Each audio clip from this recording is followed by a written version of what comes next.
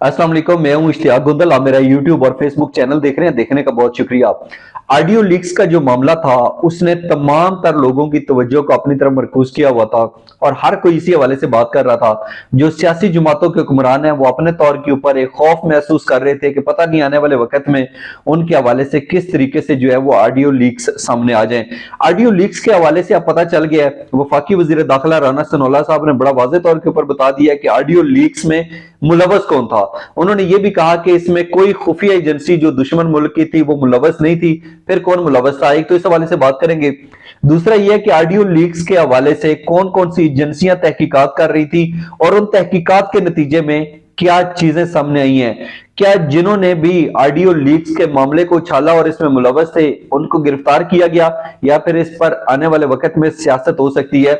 और फिर यह है कि क्या ये जो ऑडियो लीक्स का मामला था अगर इसको सिर्फ वजीर आजम हाउस तक महदूद रखा जा रहा है तो क्या वाकई दोस्त था या फिर असल हकायक कुछ और है, इसी हवाले से बात करते हैं। सबसे पहले तो पाकिस्तान के वफाकी वजीर दाखिला राना सनाउल्लाह साहब ने कहा है कि ये जो ऑडियो लीक्स वाला मामला था इसमें वजीर आजम हाउस का कुछ अमला मुलव्वस था। उन्होंने ये भी कहा कि ये काम क्यों हो रहा था, उनके मुताबिक किसी को बदनाम वगैरह करना इसका मकसद नहीं था। इस तरीके से जो काम किया जाता है वो अमूमन पैसे कमाने के लिए किया जाता है। अब बजायर तो ये बड़ा सादा सा बयान भी है, एक सिंपल सी सूरत हाल है कि ऑडियो लीक्स स्कैंडल सामने आया और उसके बाद जिन्होंने ये किया उनका पता चल गया, बात खत्म। लेकिन इस हवाले से जो और चीजें आई हैं वो बड़ी दिलचस्प हैं, दिलचस्प भी हैं, हकायक पर मबनी भी हैं और तशवीशनाक भी हैं। वो कैसे, जरा इस हवाले से बात करते हैं।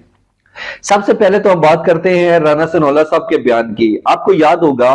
कुछ दिन कबल पाकिस्तान के साबिक वजीर आजम इमरान खान ने कहा था कि वो ऑडियो लीक्स के हवाले से अदालतों से रुजू करेंगे कि अदालतें जो है इसकी तहकीकात के हवाले से जो है वो आगे मामलात को बढ़ाएं। और उसके बाद हमने देखा कि इधर इमरान खान साहब की तरफ से इस बयान का आना और उसके बाद वफाकी वजीर दाखिला राना सनाउल्लाह की तरफ से इस चीज का इंकशाफ कि इसके पीछे कोई दुश्मन एजेंसी मुलव्वस नहीं थी बल्कि वजीर आजम हाउस का कुछ अमला मुलव्वस था और उन्होंने कहा कि वो ये काम पैसों के लिए कर रहे थे।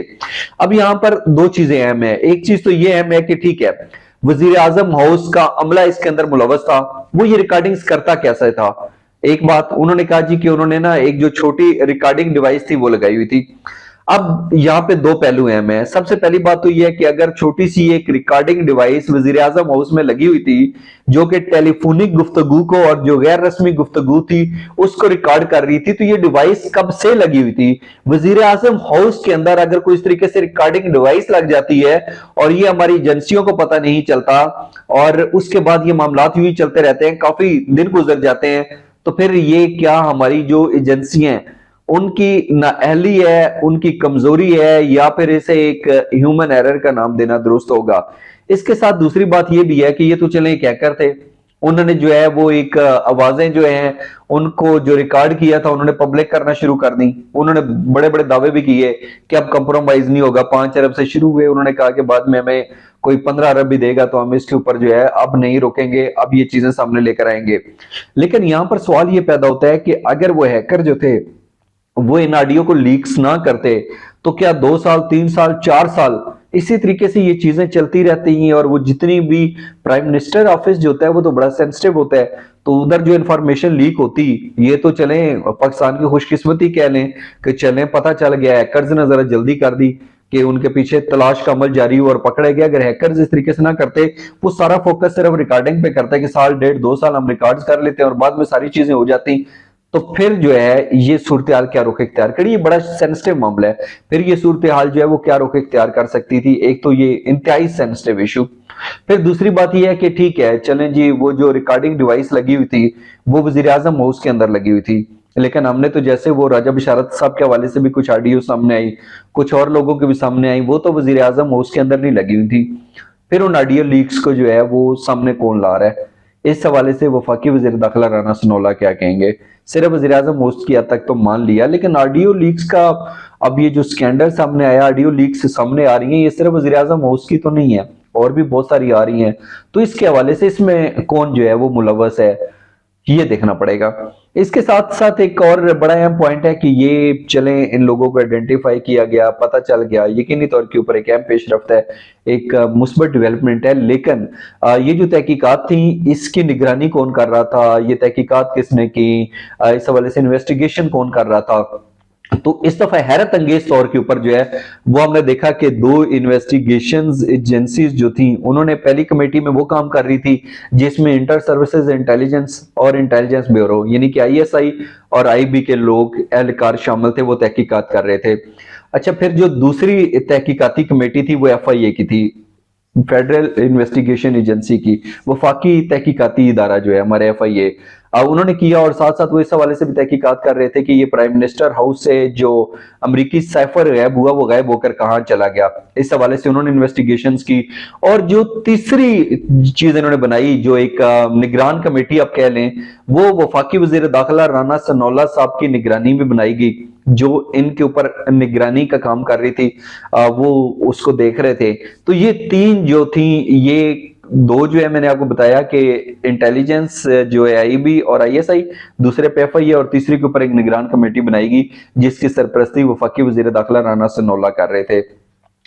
اب دیکھنا یہ ہے کہ ہم نے دیکھی، بریکنگ نیوز بھی آئی، اس کے اندر خبریں بھی گردش کی کہ جو آڈیو لیکس میں ملوث ہیکرز تھے، 2 مشتبہ افراد جو تھے ان کو حراست میں لے لیا گیا، گویا کہ بعد میں کسی جگہ کے اوپر اس حوالے سے تصدیق تو نہیں کی گئی، لیکن یہاں پر یہ سوال پیدا ہوتا ہے کہ ان سے جو انویسٹیگیشنز ہوں گی، کہیں ایسا نہ ہو کہ اس کے اوپر بھی سیاسی پوائنٹ سکورنگ کی جائے، ان سے یہ اگلوایا جائے کہ جاتے جاتے عمران خان صاحب کے کہنے پہ انہوں نے یہ کام کر دیا۔ اب دیکھنا یہ ہے کہ کیا واقعی یہ جو اس طریقے سے تحقیقات آئی ہیں اس کو صحیح منطقی انجام تک پہنچایا جاتا ہے، جنہوں نے یہ سنگین جرم کی ہے ان کو اس چیز کی سزا ملتی ہے، یا پھر اس کے اوپر بھی سیاست ہو جاتی ہے۔ اور دوسرا اہم پوائنٹ یہ ہے کہ تحقیقات کے لیے ان کیمرہ جو بریفنگ ہوتی ہے اس کو عدالتوں کے ساتھ شیئر کیا جائے گا، ان کیمرہ بریفنگ جو ہے اس کے ذریعے عدالتوں کے ساتھ ان تحقیقات کو شیئر کیا جائے۔ اب یہ دیکھنے ہیں، اور ہو سکتا ہے، میرا خیال ہے کہ اگر عدالتیں اس حوالے سے کنسرنڈ ہوں گی، ان کو وہ توجہ دیں گی، تو میرا خیال ہے کہ ان کے ساتھ شیئر کیا جائے گا، اور وہ کرنا چاہیے۔ پھر تیسرا جو اہم پوائنٹ ہے وہ یہ ہے کہ کیا یہ جو تحقیقاتی اداروں کی رپورٹ ہے اس کو پبلک کیا جائے گا؟ اب اس کے ایک قانونی طریقہ کار ہے، لیکن میرا خیال ہے کہ جب اس طریقے سے انویسٹیگیشنز ہوئی ہیں تو اس کو پبلک کرنے میں کوئی حرج نہیں ہے۔ لیکن ہم نے بدقسمتی سے دیکھا کہ پاکستان کے اندر جب بھی کچھ اس طریقے سے مختلف چیزیں ہوتی ہیں، یہاں پہ سانحات ہوتے ہیں، حادثات ہوتے ہیں، ٹارگٹ کلنگ ہوتی ہے، کسی صحافی کو نشانہ بنایا جاتا ہے، کچھ بھی اس طریقے سے ہوتی ہے، اس کے اوپر ٹیمیں بن جاتی ہیں، کمیٹیاں بن جاتی ہیں، نگران کمیٹیاں بھی بنتی ہیں، لیکن وہ پھر جو ہے لوگ کبھی سامنے نہیں آتے۔ تو یہ جو آڈیو لیکس کا سکینڈل تھا، کیا اس کے حوالے سے جنہوں نے یہ غلطی کی، جنہوں نے یہ جرم کیا، کیا ان کو سزا ملے گی، یا پھر ساری صورتحال کے اوپر سیاست کی جائے گی؟ میں یہ سمجھتا ہوں کہ اس کے اندر جو سیاست کرنے کا امکان ہے اس کو رد نہیں کیا جا سکتا، کیونکہ بدقسمتی سے ہم نے تو یہی دیکھا ہے کہ اکثر اس طرح کے معاملات میں اس کے اوپر سیاست ہی کی جاتی ہے۔ لیکن یہاں پہ اب دیکھنے اور سمجھنے کی بات یہ ہے کہ پرائم منسٹر ہاؤس کے اندر ایک ریکارڈنگ ڈیوائس نصب ہو جاتی ہے اور وہ لوگوں کو پتہ نہیں چلتا، ہمارے اداروں کو پتہ نہیں چلتا۔ یقینی طور کے اوپر یہ سوالیہ نشان ہے، لیکن اب جو ہے وہ اس حوالے سے انتظامات اور اقدامات کیے جا رہے ہیں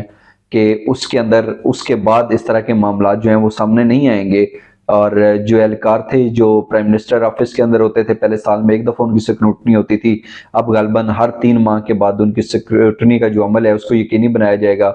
پھر وہاں پہ کچھ ایڈوانس ٹیکنالوجی کے ذریعے جو ہے وہ سیٹ اپ لانچ کیے جا رہے ہیں تاکہ اس طریقے سے چیزیں سامنے نہ آئیں۔ تو یقینی طور کے اوپر بہرحال اگر پتہ چل گیا کہ اس کے اندر وزیر اعظم ہاؤس کا عملہ ملوث تھا تو ایک اہم پیش رفت ہے، ایک اہم ڈیولپمنٹ ہے، اور اس کے حوالے سے جو ہماری انٹیلیجنس انویسٹیگیشنز کر رہی تھی، جو ہماری خفیہ ایجنسیاں انویسٹیگیشن کر رہی تھیں، یقینی طور کے اوپر یہ ان کے لیے ایک اہم اور بڑی کامیابی ہے۔ آج کا ویلاگ دیکھنے کا بہت شکریہ۔ جانے سے پہلے اس چینل کو سبسکرائب ضرور کیجیے گا اور کمنٹس کے ذریعے اپنا فیڈ بیک ضرور دیجیے گا۔ اپنا بہت سا خیال رکھیے۔ اللہ حافظ۔